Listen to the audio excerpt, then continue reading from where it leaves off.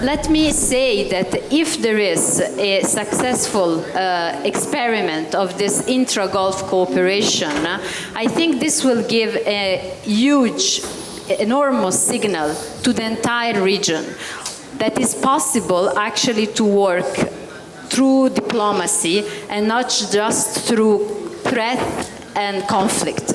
Because I see from my observatory that it's not just about regional competition that what we are witnessing. Many times we say, okay, there is different regional powers that are, have competing interests. True, but also we see a different modality of action. Certain countries or the leadership of certain countries in this region, they want to advance only with war and conflict. The critical phase were the first 4 months after the fall of Mosul. At that time, Iraq was alone. The only country that came to our help is the Islamic Republic, and I'm still grateful to them. Then the coalition was formed. Very quickly we reached 30 countries. But honestly, the heroic days were the very first few months when we were just us in the Iraqi counterterrorism service and Iranian volunteers. So thank you from the bottom of my heart.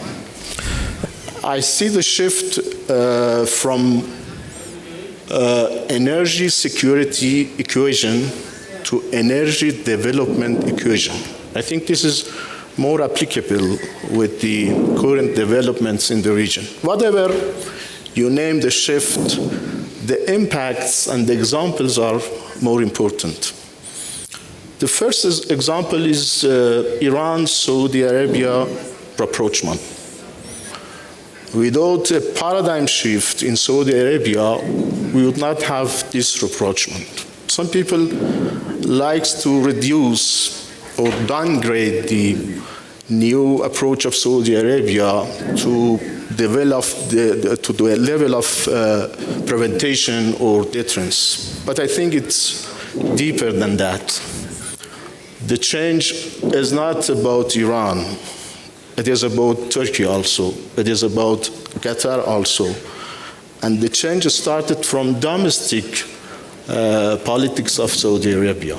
The continuation of Iran-Saudi rapprochement, which is, by the way, not to be taken for granted, because just a few years ago, let's remember that many experts, people that are in our field, were dismissing actually this agreement as not being sustainable, and until now we see that not only it is sustainable, it is also to a certain extent delivering some results, and it can deliver even more, and we can go in more details. Yeah, I want to emphasize on the importance of bilateral relations in our region.